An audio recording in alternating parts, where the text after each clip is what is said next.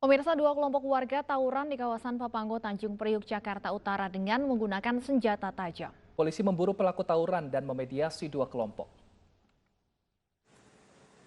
Tawuran warga Kampung Bahari dengan warga Papanggo disebabkan rebutan lahan parkir. Video dua kelompok ini yang saling serang dengan batu dan senjata tajam viral di media sosial dan mendapat kecaman dari warganet. Polisi masih memburu para pelaku tawuran yang wajahnya terekam jelas di CCTV. Belum diketahui apakah ada korban maupun kerusakan akibat tawuran antar kelompok ini.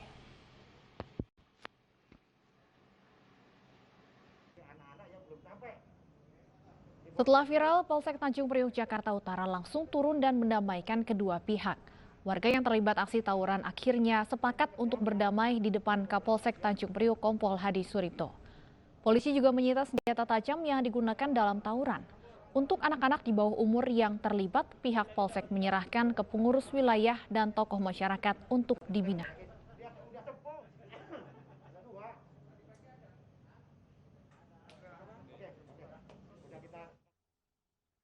Untuk mengetahui seperti apa kronologis dari tawuran warga yang terjadi di kawasan Papanggo, Tanjung Priuk, Jakarta Utara, sudah bergabung bersama kami Kanit Reskrim Polsek Tanjung Priuk, AKP Paksi Eka Saputra. Selamat sore, Pak Paksi. Selamat sore, Mbak.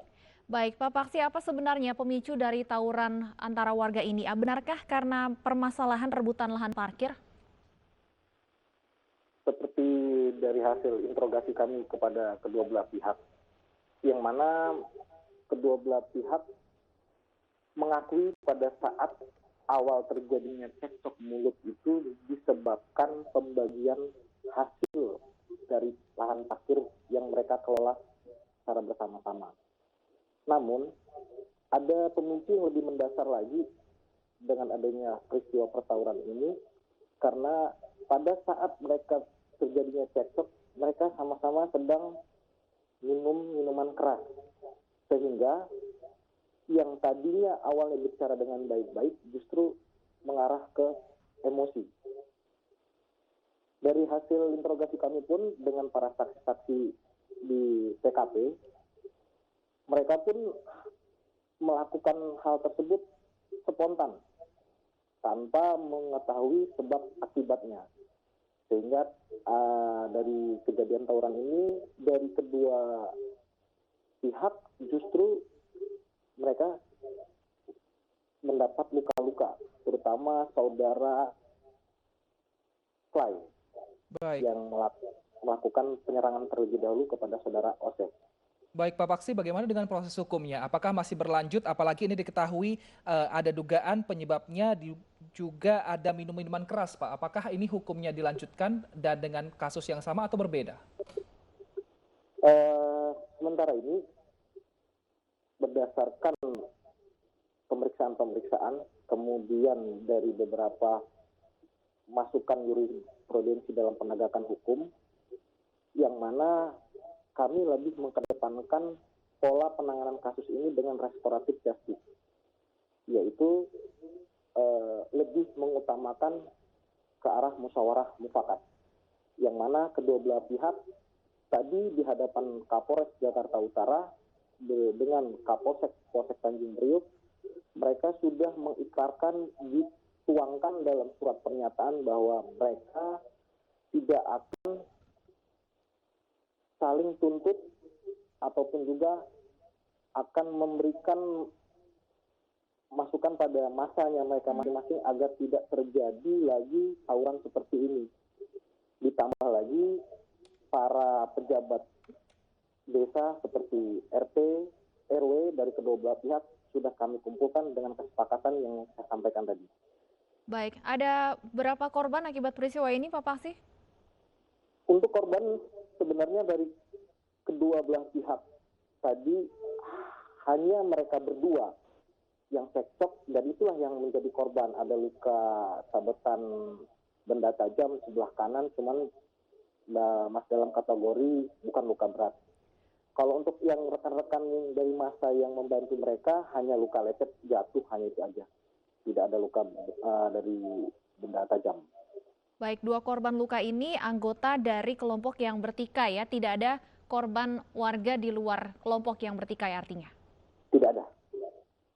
Baik, lalu bagaimana kesepakatan damainya, Pak? Ini kan permasalahan lahan parkir. Apakah ada jam-jam yang dibagi atau seperti apa? Dan milik siapa sebenarnya lahan ini? Kewenangan tersebut mungkin lebih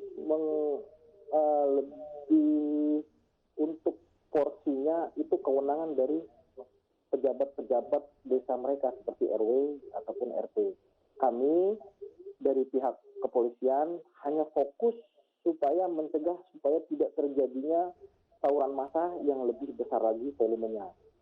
Boleh di sini saya sebutkan komitmen pernyataan mereka. Salah satu ada 3 poin. Poin pertama, kedua belah pihak bersama rekan-rekan ataupun massa dari masing-masing menyepakati tidak akan mengulangi kejadian tersebut. Kemudian poin kedua belah pihak menyadari kalau peristiwa perkelahian antar kelompok dari pihak mereka adalah salah paham. Kemudian poin terakhir, mereka siap meredam tidak akan terjadinya peristiwa ini lagi, dan apabila permasalahan ini timbul di kemudian hari, maka kami dari pihak kepolisian akan melakukan penegakan hukum. Baik, terima kasih AKP Paksi Eka Saputra sudah bergabung bersama kami di Aini Sore.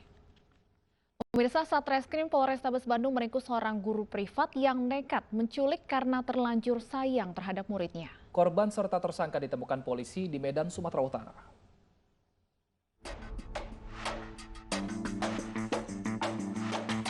Inilah video rekaman CCTV saat SA membawa KJV, bocah 9 tahun di sebuah rumah makan di Kota Bandung, Jawa Barat. Saat itu korban yang tengah makan bersama ayahnya diajak pelaku untuk membeli baju. Karena pelaku telah kenal baik dengan korban dan keluarganya, maka ayah korban mengizinkan. Namun karena korban dan pelaku tak kunjung kembali, ayah korban melaporkan hal ini ke polisi. Berbekal hasil penyelidikan dan keterangan keluarga korban, polisi akhirnya mengetahui keberadaan SA di Medan, Sumatera Utara. Polisi lantas meringkus pelaku yang tengah bersama korban di kamar kosnya. Keduanya kemudian dibawa kembali ke Bandung, Jawa Barat. Dari hasil pemeriksaan, motif pelaku menculik karena terlanjur sayang pada korban yang telah lama menjadi siswa privat pelaku. Pelaku adalah dulu pernah mengajar ya di Perawat. Kemudian dia sehari-hari adalah memberikan privat kepada masyarakat untuk anak-anak pelajaran. Kemudian antara korban dan pelaku memang sudah kenal, sehingga pelaku sayang dengan anaknya dan anaknya juga mau ikut kepada pelaku tersebut sehingga mau dibunuh. Untuk mempertanggungjawabkan perbuatannya, SA kini mendekam di sel tahanan Mapolrestabes Bandung dan terancam hukuman 9 tahun penjara. Sementara korban telah diserahkan kepada keluarga. Dari Bandung, Jawa Barat, Muji Prayutno, iNews melaporkan. Seorang ayah di Mataram, Nusa Tenggara Barat tega menganiaya anak kandungnya yang masih berusia 7 tahun. Barang bukti berupa tali dan bambu disita polisi.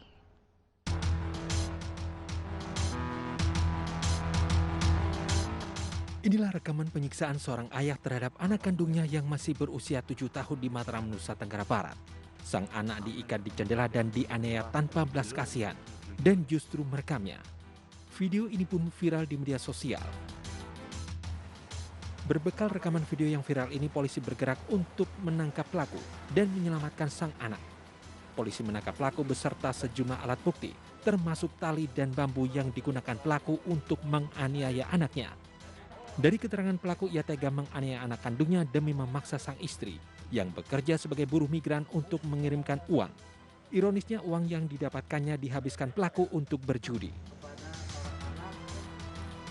Atas perbuatannya, AF dijerat dengan Undang-Undang Nomor 23 Tahun 2004 tentang kekerasan dalam rumah tangga dengan ancaman maksimal 15 tahun penjara atau denda 15 juta rupiah.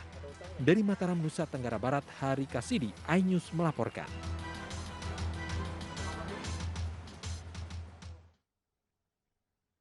Untuk mengetahui apa motif dari ayah yang tega menganiaya anaknya sendiri, sudah bergabung bersama kami Kasat Reskrim Polresta Mataram Kompol Kadek Adi Budi Astawa. Selamat sore Pak Kadek. Baik, selamat sore Pak Kadek. Bisa diceritakan terlebih dahulu Pak seperti apa kronologis ayah yang menyiksa anaknya sendiri? Berarti kami menginformasikan bahwa pada tanggal 30 Desember 2020 kami menerima informasi dari masyarakat terkait viralnya rekaman video di mana dalam rekaman video tersebut terdapat anak yang diikat dan kemudian disiksa dalam keadaan menangis. Kemudian kami bergerak cepat untuk datang ke TKP dan mengamankan anak tersebut dan kemudian melakukan pemeriksaan dan kurang dari 5 jam kami segera mengamankan pelaku yang mana adalah ayah kandung dari anak tersebut. Dan pada saat kami amankan memang sang ayah dalam posisi penyalahgunaan narkotika jenis sabu. Pada saat dilakukan penggeledahan pun kami mengamankan beberapa barang bukti termasuk tali rafia yang digunakan untuk mengikat korban di dekat jendela. Kemudian juga ada kayu yang digunakan untuk memukul korban, berikut juga pakaian korban. Demikian, Pak. Sudah berapa lama anaknya dianiaya, Pak? Sesuai pengakuan pelaku berjalan sudah hampir 5 tahun. Baik, apa sebenarnya motif pelaku ini melakukan aniaya terhadap anaknya sendiri? Setelah kami mendalami keterangan tersangka, memang saat tersangka ditinggalkan oleh istrinya sebagai TKW di luar negeri, tersangka tidak dalam posisi tidak bekerja alias pengangguran, sehingga setiap uang yang dikirim oleh istrinya digunakan oleh tersangka untuk berjudi dan juga penyalahgunaan narkotika. Sehingga pada saat uang tersebut habis dan diketahui oleh istrinya bahwa uang digunakan untuk hal yang tidak pantas, sehingga sang istri tidak lagi mengirimkan uang tersebut kepada suaminya. Nah, karena suaminya jengkel, sehingga menggunakan anaknya sebagai alat untuk memaksa istrinya supaya memberikan uang kepada suaminya. Demikian, Pak. Berarti diancam gitu ya, Pak? Jika tidak diberikan uang akan disiksa anaknya seperti itu? Betul sekali, Mas. Jadi diancam. Baik, kondisi dari anak yang menjadi korban saat ini seperti apa, Pak Kadek? Untuk saat ini kondisi korban sudah sangat membaik, Pak. Jadi sementara kami monitor di rumah sudah biasa beraktivitas dengan teman-temannya. Kemudian dari hasil visum et repertum juga kami sudah memeriksa, memang ada bekas luka benda tumpul di punggung sebelah di belakang dan juga di paha kaki sebelah kiri. Demikian, Pak. Nah, ini kan dia tidak hanya terlibat kasus penganiayaan anak, ada juga kasus sabu dan juga judi. Lalu bagaimana proses hukumnya, Pak Kadek? Seperti apa penerapan pasal terhadap pelaku ini? Terkait penyalahgunaan narkotika, kami sudah berkoordinasi dengan Sat Narkoba Polresta Mataram. Memang pada saat penggeledahan kami hanya menemukan barang bukti alat untuk mengkonsumsi narkotika jenis sabu. Nanti kami akan berkoordinasi dengan Sat Narkoba dan juga BNN apabila memang dibutuhkan proses rehabilitasi. Demikian, Mas. Baik, ancaman hukuman untuk pelaku, Pak Kadek? Untuk ancaman hukum untuk pelaku maksimal 5 tahun penjara, Pak. Baik, yang dikenakan memang hanya pasal terkait dengan penganiayaan. Iya, benar, Pak. Jadi kami sangkakan dengan pasal 44 ayat 1 Undang-Undang 23 2004 tentang kekerasan rumah tangga. Kalau untuk narkoba penyelidikannya seperti apa, Pak Kadek? Untuk narkoba sudah kami koordinasi dengan Sat Narkoba dan yang bersangkutan saat ini sedang dikembangkan terkait asal mula di mana yang bersangkutan mendapat barang haram tersebut. Demikian. Baik, Pak Kadek, apakah sudah juga memeriksa istri dari pelaku ini dan apa keterangan dari istrinya yang bekerja di Malaysia, Pak? Untuk sementara kami belum bisa berhubungan dengan istri, namun beberapa kerabat keluarga sudah memberikan keterangan terkait keseharian yang dialami oleh anak kecil tersebut, Mas. Baik, untuk korban yang masih anak-anak ini selanjutnya siapa yang akan merawat, Pak Kadek, mengingat ibunya masih bekerja di luar negeri? Kebetulan di rumah korban masih ada keluarga yang mendampingi, Mbak, dan kami pun juga sudah berkoordinasi dengan Lembaga Perlindungan Anak LPA Kota Mataram dan juga Dinas Sosial untuk melakukan pendekatan dan juga trauma healing kepada anak tersebut. Demikian, Mbak. Baik, terima kasih Kompol Kadek Adi Budi atas keterangannya. Pemirsa Kasat Reskrim Polresta Mataram, terima kasih sudah bergabung bersama kami di INews Sore. Pemirsa, Majelis Hakim Pengadilan Negeri Bandung memediasi perkara anak gugat ayah kandungnya senilai 3 miliar rupiah. Anak yang menggugat siap minta maaf kepada ayahnya namun tidak menyesali gugatannya.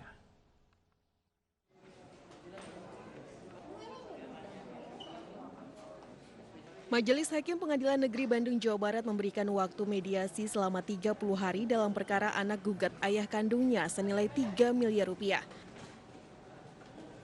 Kedua pihak siap berdamai dengan mediasi melalui hakim mediator dari PN Bandung, yaitu Hakim Heri Heriawan. Penggugat yaitu Deden menyatakan siap berdamai dengan ayahnya namun tidak menyesali gugatannya. Saya juga minta maaf apabila saya salah, benar-benar salah. Dan soalnya saya otomatis ini demi saya sayang sama orang tua. Benar-benar sayang dari lubuk hati, karena mati juga pasti mengatakan mana bapaknya, mana ibunya, pasti itu. Saya juga sayang benar sama orang tua. Nah, karena itu harus mencium kaki pokok suara, Pak. Ya, kayak siap. Ya, Pak menyesal nggak sih Pak dengan melayangkan gugatan ini sendiri? Dicabut. Saya tidak menyesal karena satu, saya sayang lebih sayang kepada orang. Sementara anak kelima Koswara yang juga digugat kakak-kakaknya menilai bahwa gugatan yang dilayangkan kakaknya sangatlah tidak pantas. Saya justru mempersilahkan bapak saya seluas-luasnya untuk bertemu sama Deden sama yang lainnya. Tapi itu ada buktinya kok semuanya. Yang menolak itu Deden dan yang lainnya, termasuk almarhumah Deden, almarhumah Ajit dan Mukhtar. Dan terakhir itu Pak Komar pun dia pun menghalangi, justru mempersilahkan Deden, Mukhtar, Ajit, dan almarhumah untuk pergi duluan. Padahal bapak saya itu menyuruh, sini, ayo ngobrol lagi. Tetapi mereka malah berlalu begitu. Mediasi antara Koswara dan anak yang menggugatnya akan berlangsung selama 30 hari. Hakim juga mempersilahkan jika kedua pihak memperpanjang waktu mediasi dan meminta proses mediasi dilakukan secara sungguh-sungguh. Dari Bandung, Jawa Barat, Ervan David, iNews melaporkan. RE Koswara dan anak-anaknya berseteru di ranah hukum berawal dari sengketa tanah. Koswara digugat 3 miliar rupiah oleh anaknya, sementara Koswara melaporkan anaknya ke polisi karena dugaan ancaman dan intimidasi.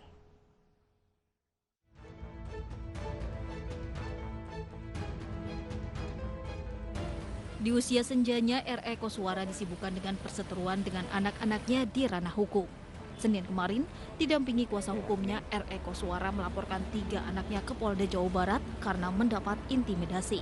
Pria berusia 85 tahun ini melaporkan Deden anak kedua, Ajit anak keempat, dan Mukhtar anak keenamnya terkait dugaan ancaman dan intimidasi.